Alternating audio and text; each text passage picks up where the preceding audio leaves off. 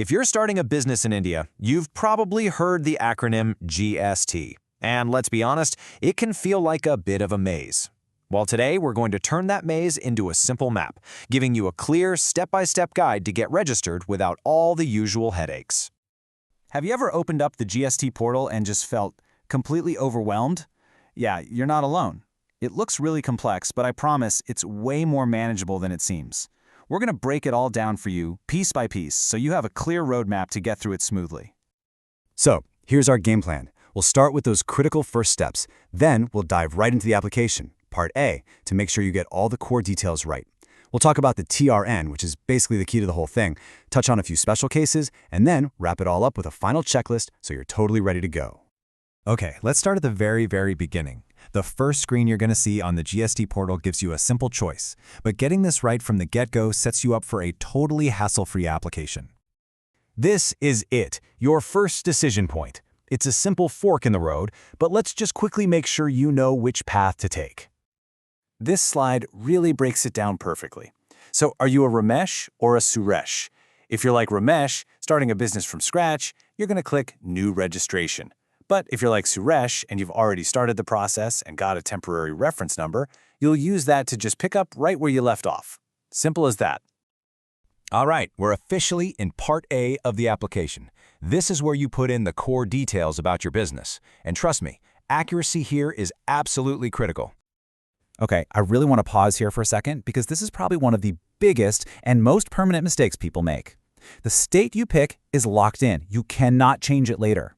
Why is this such a big deal? Well, it decides your tax jurisdiction. Pick the wrong state and you're looking at some major headaches down the road. So if your shop is in Rajasthan but your head office is in Delhi, you have to choose Rajasthan. The bottom line is you register where your business is actually operating. Another spot where people get tripped up is the PAN number. But it's actually super simple. If you're a sole proprietor, just you use your personal PAN. For pretty much any other kind of business, like a company, an LLP, or firm, you have to use the PAN that was issued to the business itself. And what about contact details? Every single official message and OTP is going to go to the email and phone number you put here. So it is crucial that these belong to the primary authorized signatory. That's just the official term for the person who is legally responsible for the filing, whether that's you, the owner, or maybe an accountant you've hired. Now, even if you've got all the right info, you might hit a little roadblock. Let's talk about how to deal with the most common ones, OTPs and CAPTCHAs, so they don't slow you down.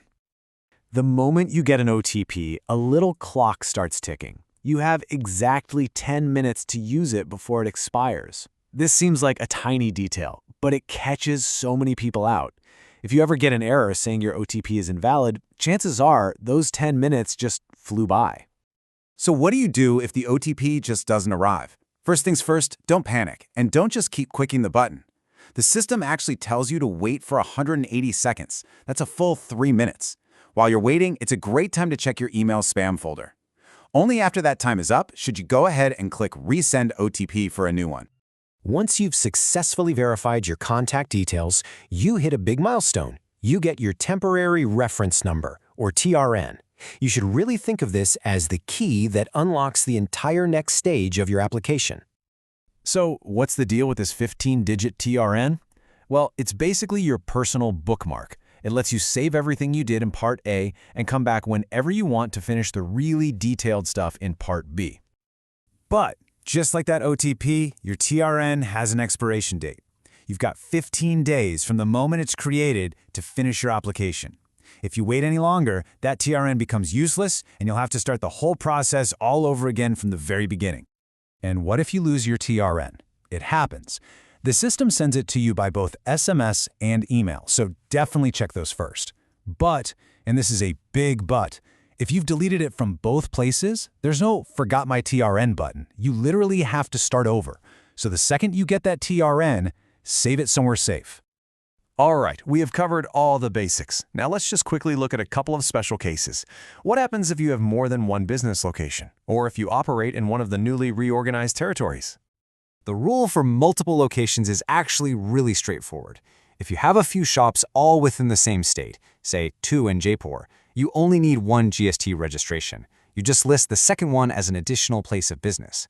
But the moment you cross a state line, like one shop in Jaipur and another in Delhi, you need a totally separate GST registration for each state. And for anyone with a business in Ladakh or the merged territory of Daman Diu and Dadra and Nagar Haveli, the government made things pretty easy. The GST Portal actually created and sent out new GSTINs to all the affected businesses automatically, so no new application was needed. We have covered a lot of ground.